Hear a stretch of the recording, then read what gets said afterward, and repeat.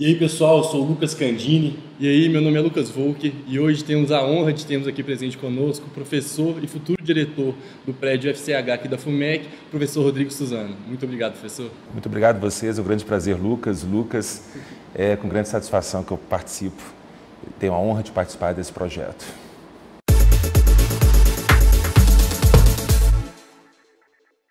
Professor, para a gente iniciar esse bate-bola, conta para a gente um pouco sobre a sua formação acadêmica e profissional. Bom, eu iniciei meu curso de Direito na Universidade Federal de Minas em 1991, formei em dezembro de 1995. Como eu acho que boa parte dos alunos de escola pública, confesso a vocês que eu estava um pouco perdido ao longo da minha trajetória no curso de Direito, até quando eu tive a oportunidade de ingressar no estágio no antigo Departamento de Assistência Judiciária da Federal, que hoje é chamado de Divisão de Assistência Judiciária.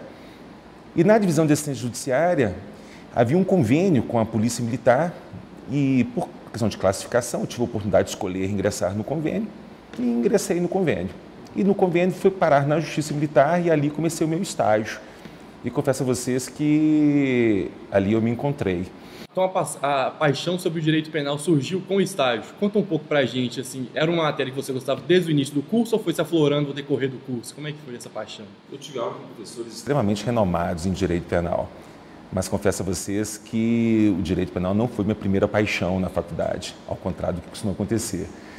E quando eu comecei o meu estágio, disse a vocês que eu cheguei na Justiça Militar, e na Justiça Militar eu tive a oportunidade de fazer um estágio com duas das pessoas mais inteligentes, mais capacitadas que eu já conhecia até hoje. Um deles, até para mostrar que é extremamente inteligente, largou a área criminal, chama Leonardo Canabrava Turra, e uma outra pessoa que foi a minha grande tutora, minha grande mestre, minha grande amiga, para não dizer minha irmã, não sei se vocês conhecem, uma pessoa chamada Silvana Lobo. E quando eu comecei a fazer estágio com Silvana, lá na Justiça Militar, eu me encontrei no direito penal e com o processo penal. E confesso a vocês que nos 2 anos de estágio, eu aprendi muito mais do que nos 5 anos da faculdade de Direito. E aí, quando formei, tivemos a oportunidade de montarmos um escritório juntos. Logo, eu fui contratado pela própria Polícia Militar para continuar dentro da corporação na condição de assessor jurídico. E assim se desenvolveu a minha carreira no crime. Então, de certa forma, a minha história com o direito penal não é a que normalmente acontece. O direito penal caiu no meu colo do 6º para o 7º período e daqui nunca mais saiu. Pessoal, igual você mesmo falou, a maioria dos alunos tem uma paixão assim, com o direito criminal, até porque é muito próximo da nossa realidade, né? O direito penal está nas mesas de jantares das famílias brasileiras. E conta pra gente um pouco sobre os aspectos positivos de ser um criminalista no Brasil e alguns pontos negativos. Eu acho que o principal aspecto, o aspecto mais importante é você ter a oportunidade de trabalhar com um bem jurídico tão importante que é a liberdade das pessoas. Eu vejo que no direito penal você consegue efetivamente se realizar profissionalmente. Claro que quando essa liberdade não vem, quando o processo penal não caminha da forma como você imaginava, a frustração que atinge o próprio acusado, os seus familiares, as pessoas que com eles convivem, também te atingem diretamente. Mas, na grande maioria das vezes, é extremamente recompensante você perceber que o seu trabalho foi efetivamente efetivo e que trouxe, de fato, um mínimo de bem-estar para aquelas pessoas tão amarguradas com a existência de um processo penal. Talvez o grande obstáculo hoje para a advocacia criminal seja o judiciário brasileiro. A forma como o judiciário brasileiro tem encarado o direito penal ou processo penal, muitas vezes motivado pela paixão popular. Paixão popular é essa manipulada pelos veículos de imprensa, tem tornado a advocacia criminal cada vez mais espinhosa. Então, muitas vezes, nós temos a sensação de que o processo penal virou uma grande farsa, que uma apelação no tribunal virou uma grande farsa, que você vai sustentar no tribunal só para cumprir tabela, porque, efetivamente, o judiciário não está nem um pouco preocupado em assegurar o mínimo de dignidade, o mínimo de garantias, não tem o menor cuidado com aquele ser humano que está ali, eventualmente, sentado no banco dos réus. E você hoje é um advogado criminalista, mas e durante a faculdade, voltando um pouco atrás, já pensou em prestar algum concurso público ou a advocacia foi certeira, já sabia desde o início? Eu ingressei no curso de Direito, disse a vocês, pouco depois da Constituição de 88.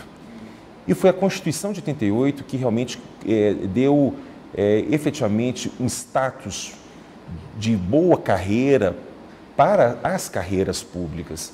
Até 88, as carreiras públicas eram extremamente vilipendiadas pelo próprio Estado. Não havia interesse em ser juiz de direito, não havia interesse em ser promotor de justiça, não havia interesse em ser defensor público. As pessoas ingressavam no curso de Direito primordialmente para serem advogados. E quando eu entrei com essa ideia. Eu não entrei no curso de Direito pensando em várias possibilidades profissionais. Eu entrei no curso de Direito vocacionado para a advocacia. Para vocês terem uma ideia, se hoje nós chegarmos dentro de sala de aula, uma turma com 60 alunos, e fizermos uma enquete, perguntarmos aos nossos colegas quantos querem fazer concurso público, provavelmente dos 60, uns 55 vão levantar as mãos. Na minha época, me recordo que uma professora de início do curso fez essa pergunta, e uns 2 ou 3 colegas, no início do curso, disseram que queriam carreira pública. É claro que isso mudou com o tempo. Nós formamos em 95 e já no início dos anos 2000 as carreiras públicas estavam extremamente valorizadas, então eu tenho muitos colegas de graduação que hoje estão em cargos na magistratura, no Ministério Público, nas carreiras policiais e por aí afora. Mas eu nunca tive vontade, nunca me senti vocacionado e nunca fiz qualquer concurso público na minha vida. Agora, pegando um pouco sobre a área acadêmica, conta pra gente como que foi galgar os degraus que você já caminhou aí na sua jornada acadêmica para ser o futuro diretor da FCH a partir do semestre que vem. Conta pra gente um pouco sobre essa trajetória. A minha carreira acadêmica começou há muitos anos, há mais de 20 anos. E da mesma forma que o estágio na área criminal e, de certa forma, a advocacia criminal, a carreira acadêmica também caiu no meu colo. Quando eu me graduava, eu não me via, em hipótese alguma, dentro de sala de aula.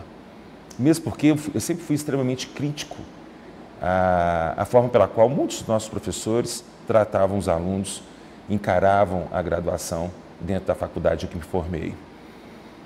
E, de repente, veio um convite. Eu era apenas graduado, eu não tinha sequer titulação. E, como eu gosto de desafios, resolvi aceitar. Entrei na sala de aula e, a partir do momento que eu coloquei os pés na sala de aula dela, nunca mais consegui sair. O magistério é um sacerdócio. Como alguns dizem, é uma grande cachaça. Então, quando você começa, você não consegue mais se desvincular desse ambiente maravilhoso que é o ambiente acadêmico. Da convivência maravilhosa com os nossos alunos, com os nossos colegas professores, enfim, com o magistério. Comecei no magistério em outras instituições de ensino, até um belo dia em que surgiu um convite para lecionar na FUMEC. Vim inicialmente para lecionar apenas 4 horas, mas logo eu já estava com uma carga horária muito maior. Em 2009, mais ou menos, veio um convite para coordenar o setor de estágio da Faculdade de Ciências Humanas. Aí comecei a coordenar o setor de estágio. No setor de estágio eu tive a oportunidade de conviver com todos os cursos da Faculdade de Ciências Humanas e conhecer um pouquinho das especificidades de cada um desses cursos. Quando foi criado o turno da tarde no curso de Direito, veio o convite para que eu pudesse ser o coordenador do turno da tarde. E acabou que essa coordenação virou uma coordenação adjunta à coordenação do curso de Direito. Depois veio um convite para, ao mesmo tempo que coordenava o curso de Direito, assessorar a diretoria. E agora, naturalmente, acabou sendo construída essa candidatura para a próxima gestão, a gestão de 2020 e 2024, da diretoria da FCH. De certa forma, tudo que acontece na vida profissional de cada um de nós acontece de forma natural. Eu comentava aqui antes com vocês, nós vamos trabalhando, e os frutos naturalmente acabam surgindo e no momento certo nós temos a oportunidade de colher. Show de bola. Ainda tocando no ponto da faculdade em si. Sim. Você disse na sua resposta anterior que o período que você mais aprendeu foi em época de estágio, sim, foi na prática jurídica. Sim.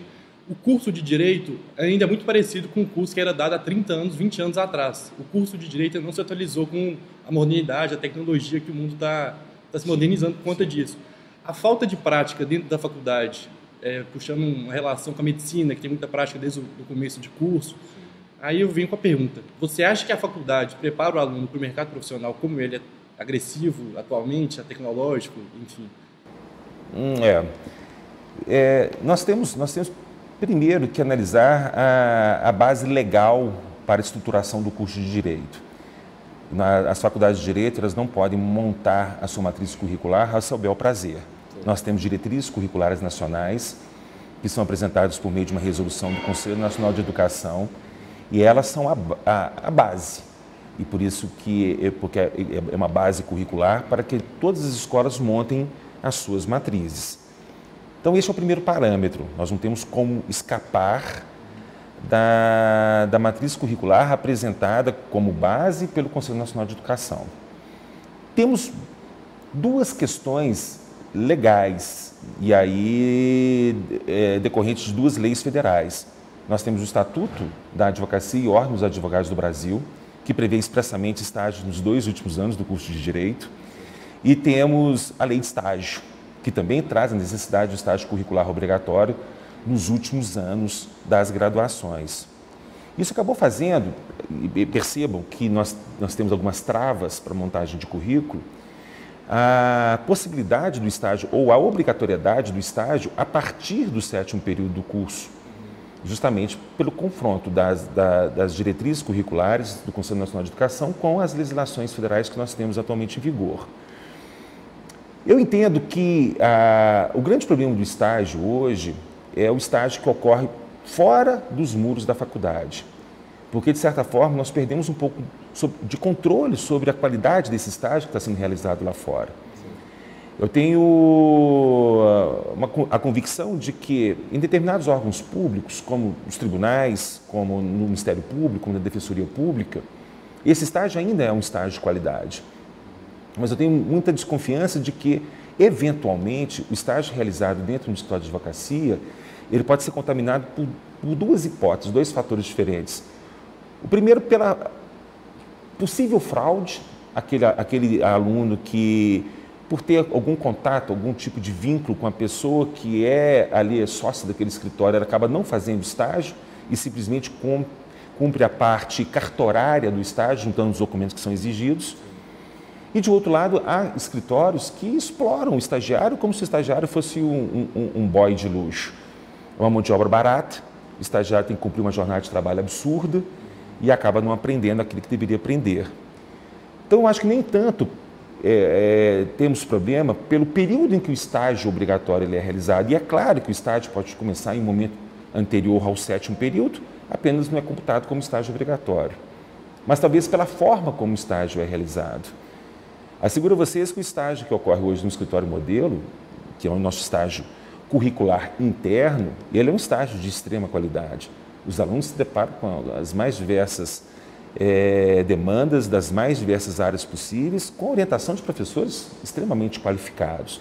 Confesso a vocês que nós estamos propondo a mudança na nossa matriz curricular. Estamos aumentando a carga horária de disciplinas práticas. Não só disciplinas que estariam diretamente vinculadas ao estágio obrigatório, mas nós estamos aumentando a carga horária de disciplinas mais práticas ao longo deste caminho do aluno no curso de Direito.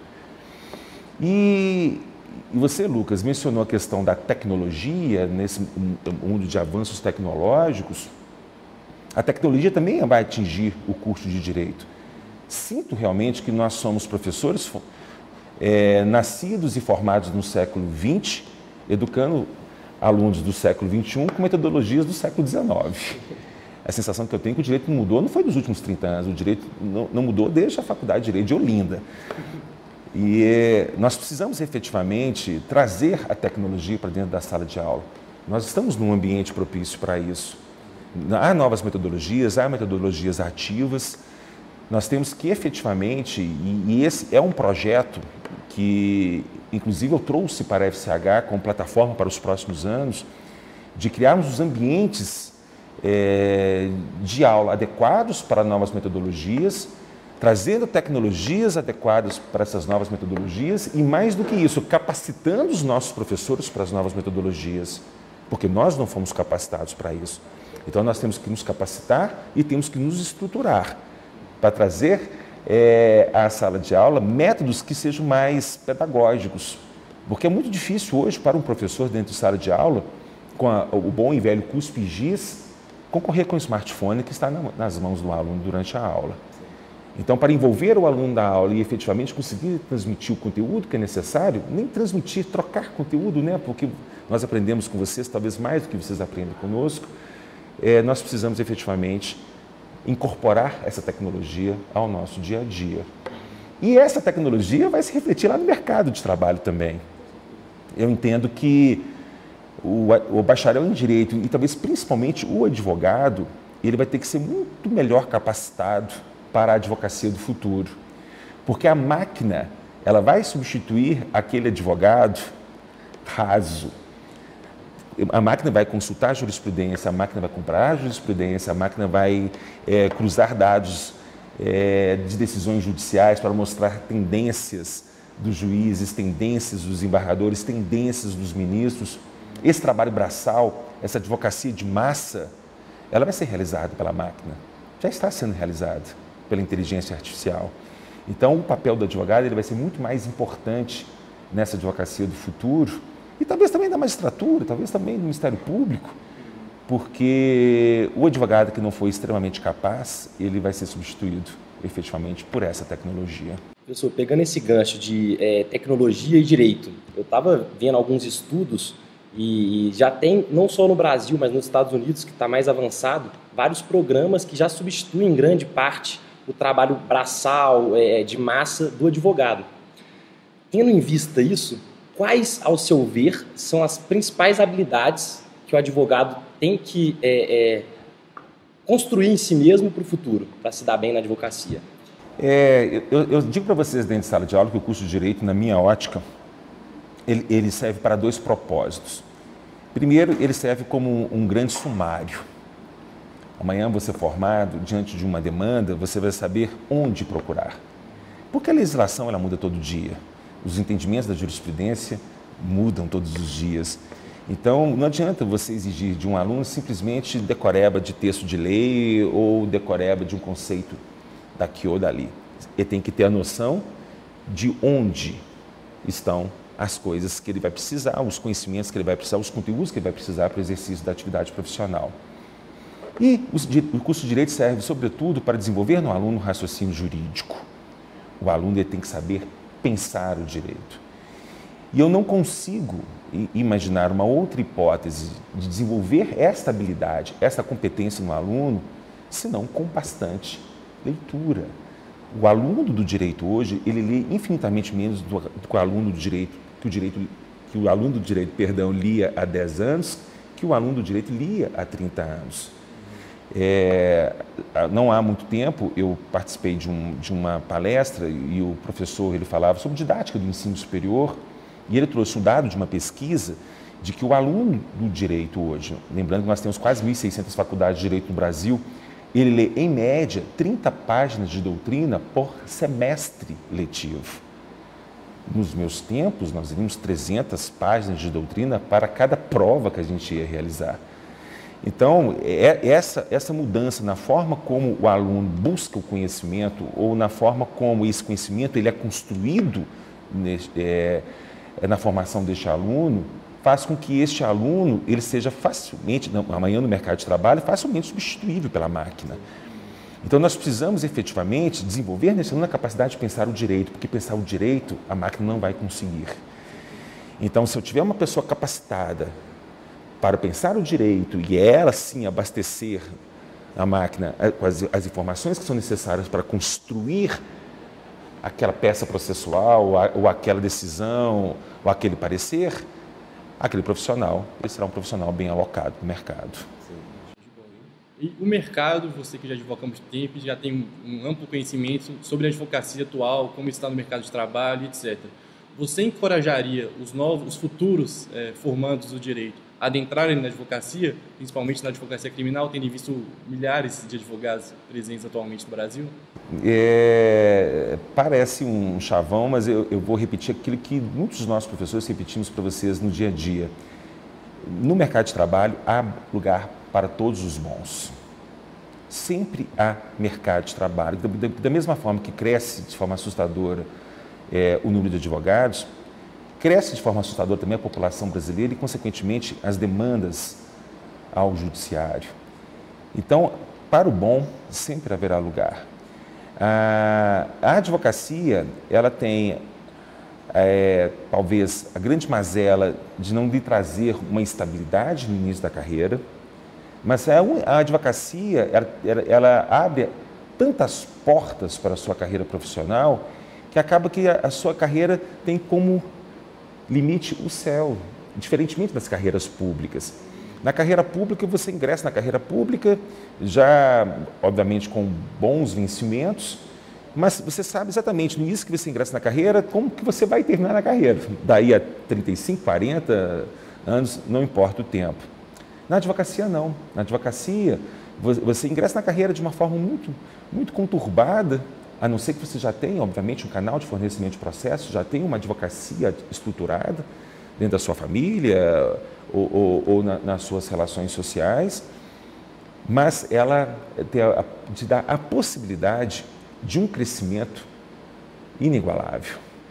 E mais do que isso, eu vejo especificamente no crime. Um juiz criminal, aqui na comarca de Belo Horizonte, numa vara criminal com competência ordinária, ele vai fazer, vamos imaginar, 20 audiências numa tarde. Se você chegar lá no Fórum Lafayette e olhar a pauta de audiências, você vai ver que das 20 audiências, 19 são de crimes contra o patrimônio. Furto, roubo, extorsão, estelionato, extorsão mediante sequestro.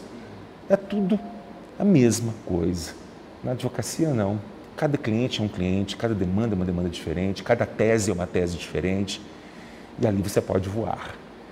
Então, eu digo, jamais desestimularia aquele que eventualmente quer seguir a carreira da advocacia. A advocacia era maravilhosa. Vai ter seus percalços no início, muitas vezes vai ter até vontade de desistir.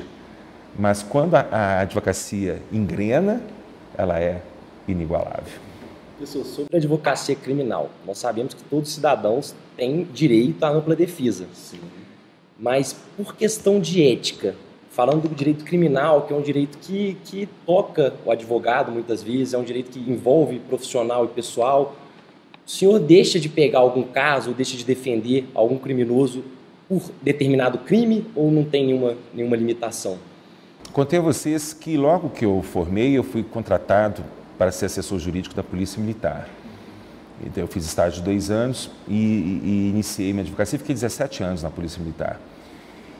E talvez até por isso, desde o início da minha advocacia, não só eu, nós dentro do escritório, decidimos que, por exemplo, tráfico de drogas, determinadas formas de crime organizado, nós preferiríamos não enfrentar. Até porque, por uma questão ética, não seria conveniente o policial militar, meu cliente principal, porque eu era assessor da polícia, entrar no meu escritório no momento que estivesse saindo o traficante de drogas que ele prendeu 2 semanas antes. Então, nós sempre evitamos este tipo de criminalidade, mas foi por uma opção de carreira mesmo, de construção de carreira. O que, de certa forma, até me trouxe um pouco de tranquilidade, porque eu nunca perdi uma noite de sono preocupado não com o processo. Com ele eu perdi algumas noites de sono, mas nunca perdi noites de sono preocupado com aquilo que o cliente poderia, eventualmente, fazer após um resultado desfavorável num processo criminal. Mas também não desaconselho o advogado a pegar esse tipo de processo, porque, como você bem disse, todos têm direito à defesa. O que importa é que o cliente perceba que a obrigação do advogado não é uma obrigação de fim, é uma obrigação de meio. E que ele tem que dar todos os meios éticos, profissionais, adequados para que a causa tenha um bom resultado. O cliente tem que entender que o advogado não controla o resultado. O resultado está nas mãos do juiz. Então, se você advogar para algum tipo de criminalidade. Mas você jogar sempre de forma transparente com o seu cliente e falar, olha, as chances são essas. Há chance de absorção, mas a chance maior é de condenação criminal. Se você jogar transparente com ele desde o início do processo, você não vai ter preocupação nenhuma. O grande problema é um advogado, para tentar eventualmente ganhar honorários, vender um peixe que ele não tem condições de entregar. Não, isso aqui é causa ganha. Não é. Porque por mais que a prova até então construída esteja a favor do seu constituído, da cabeça do juiz, ninguém sabe o que vai sair lá dentro. Aliás, diziam os sábios antigamente que da cabeça de juiz, da bundinha de neném e da barriga de mulher, ninguém sabia o que havia dentro. Hoje, com certa antecedência, com certa precisão, a gente sabe o que vai sair da barriga da mulher e da bundinha de neném. Mas da cabeça de juiz ainda não. E o que é pior é que dela costuma sair coisa muito pior do que da bundinha de neném. Então, não tem controle. Se o cliente tiver plena consciência de que você vai dar todo o seu potencial e cuidar daquela causa como se fosse a sua única causa, isso é extremamente importante. Porque o cliente precisa disso. A liberdade dele, que é o segundo bem mais importante, está nas suas mãos. Então, se você dedicar àquela causa como se ela fosse a sua única causa, e conscientizando o seu constituinte de que tudo o que estiver ao seu alcance, eticamente, porque também não é tudo que está ao seu alcance para que você atenda uma vontade dele, por exemplo, de tentar corromper uma autoridade pública. Não é isso. Tudo que está ao seu alcance, eticamente, para chegar ao resultado positivo, você vai fazer, mas aquele resultado não está em suas mãos. Se você trabalhar dessa forma, você pode trabalhar em qualquer segmento do nosso direito penal. Muito bom. Professor, só antes de eu fazer uma pergunta, você advoga para militar hoje ainda atualmente? Advogo. Eu só não estou mais na corporação, desde 2012 que eu saí da Polícia Militar, mas eu continuei advogando particularmente para as carreiras militares. Agora, puxando um pouco sobre o direito penal em comparação com o direito penal militar. Sim. Quais são as nuances de cada um? Tem muita semelhança, diferença, não tecnicamente, mas sim subjetivamente. Como é defender o policial? Como é a carreira do advogado criminalista militar? Eu costumo dizer que a advocacia na justiça militar é a melhor advocacia criminal que pode existir, por vários aspectos. A começar pelo cliente. O cliente é o policial militar. Eu não descarto a possibilidade de termos bandidos dentro da carreira, mas não é a regra. Em regra, nós defendemos policial militar. Isso já faz com que a advocacia seja uma advocacia muito diferenciada, porque aquele que está na carreira militar, ele passou por um concurso público, ele tem uma formação diferenciada, uma educação diferenciada, além de, obviamente, estar submetido aos pilares básicos da corporação, que é a hierarquia e disciplina, que acaba se refletindo também na relação dele com o seu advogado. Além disso, o ambiente da justiça militar é extremamente respeitoso. Talvez por ser uma jurisdição extremamente pequena, reduzida mesmo. Nós temos hoje três varas da justiça militar em Minas Gerais, são 3 auditorias da justiça militar. Então, nós temos poucos juízes, poucos promotores e poucos advogados que trabalham na justiça militar. Então, acaba que a relação entre todos nós, não promíscua como a de determinados promotores e advogados com juízes, mas a relação acaba sendo uma relação de mais confiança, porque a lealdade processual ela é fundamental nesse trato de advogados, juízes e promotores.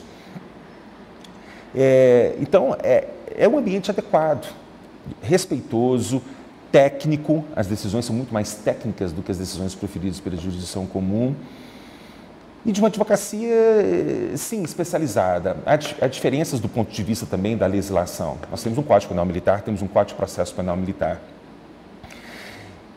Aqui, ao meu ver, apesar de ser de 1969, principalmente o CPP-M é muito mais avançado, muito mais evoluído do que o CPP comum.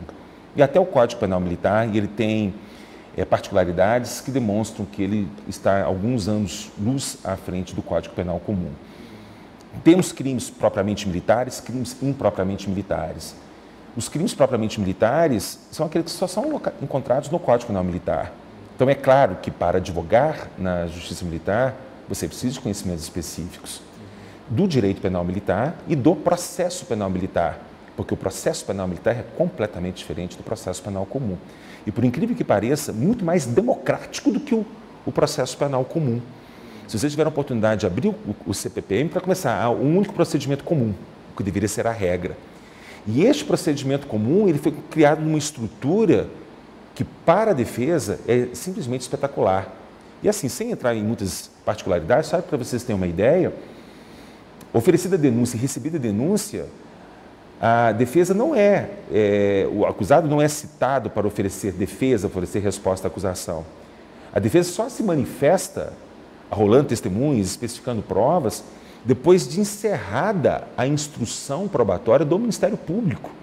Então, o Ministério Público constrói toda a prova e aí sim o acusado é chamado para poder especificar a sua prova.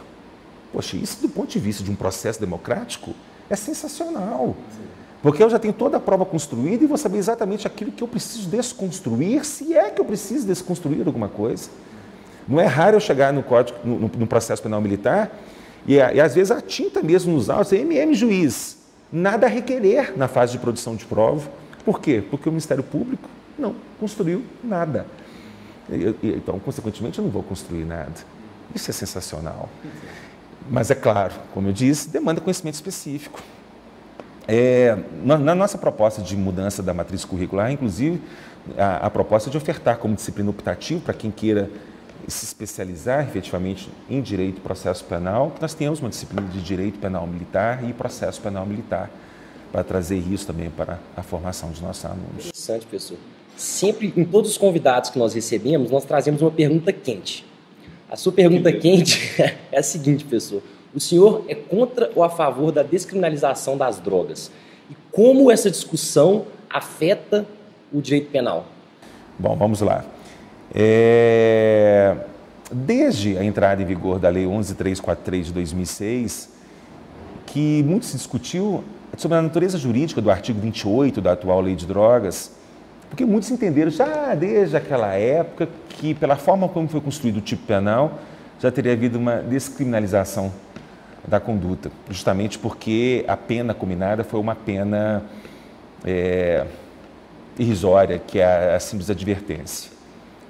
Então, o primeiro ponto a ser observado é que, naquela época, o Congresso Nacional chegou a discutir a possibilidade de descriminalização, de não existir o tipo penal do artigo 28. Só que nós estávamos num ano de eleições, ano de reeleição do presidente Lula, ano de renovação de Congresso Nacional. Então, esse tema não era um tema adequadamente, não era um tema apropriado, vamos dizer assim, para aquele momento político do Brasil. E como a lei estava em tramitação e estava prestes a ser aprovada, decidiram pela criminalização da conduta com uma sanção penal sui generis e absolutamente inócua, que foi essa advertência.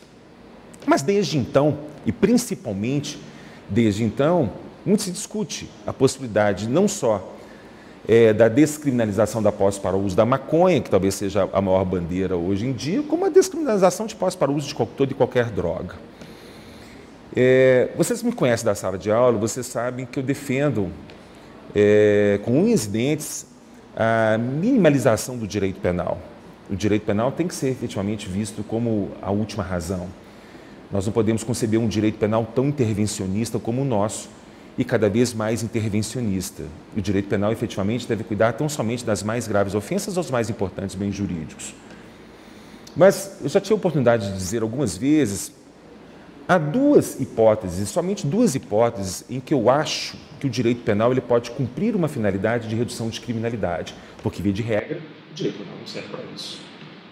E essas duas hipóteses são nos crimes de trânsito, na questão da embriaguez ao volante, e aí eu digo isso pelas experiências que nós tivemos recentemente, todas as vezes que nós mudamos a legislação de trânsito, endurecemos a fiscalização, os índices de criminalidade efetivamente caíram, a lei de trânsito ela consegue ser pedagógica, desde que efetivamente cumprida, e eu acredito, e é claro que isso demandaria mais estudos, isso não pode ser feito de uma forma como normalmente é feita a legislação brasileira, sem nenhuma base científica, que a lei de drogas ela pode ter um caráter pedagógico, mas não, obviamente, para o traficante. Para o traficante, pode estabelecer pena de morte, que ele vai continuar traficando. Eu acho que a lei de drogas ela pode ter um caráter pedagógico para o usuário. E, na minha lógica, eu só consigo combater o tráfico, e o tráfico é o grande câncer hoje da sociedade brasileira. Na região metropolitana de Belo Horizonte, 9 em cada 10 homicídios tem um tráfico de drogas por trás. Então, nós temos, efetivamente, como maior problema hoje de segurança pública, a questão do tráfico de drogas. E eu vejo que a única forma de combater uma atividade empresarial, como é o tráfico, cortando a sua fonte de financiamento. E para cortar a fonte de financiamento do tráfico, eu tenho que dar um tratamento penal mais duro para o usuário, não mais brando como foi feito em 2006. É claro que nós vamos ter situações de dependência química, dependência psíquica. A dependência é equiparada à inimputabilidade do artigo 26 do Código Penal. Sim. E se é equiparada à inimputabilidade do artigo 26, se aquele usuário for dependente, ele estará sujeito a uma medida de segurança. E é claro que a medida de segurança para o usuário é diferente da medida de segurança para o doente mental. Se houver necessidade de internação haverá, tratamento ambulatorial haverá, mas é para quê? Para que ele se livre daquela dependência. Então, esse tipo de usuário doente, ele precisa de tratamento. Mas aquele usuário que não é doente, ele precisa de tratamento, mas é um tratamento jurídico penal um pouco mais severo. Porque se eu cortar a fonte de financiamento, eu diminuo o tráfico. Legalizar traria qual tipo de benefício para a nossa sociedade? Nós temos que pensar sobre esse aspecto também. Legalizar reduziria o tráfico. Nós temos que lembrar que a nossa sociedade, ela hoje está estruturada em grandes abismos sociais.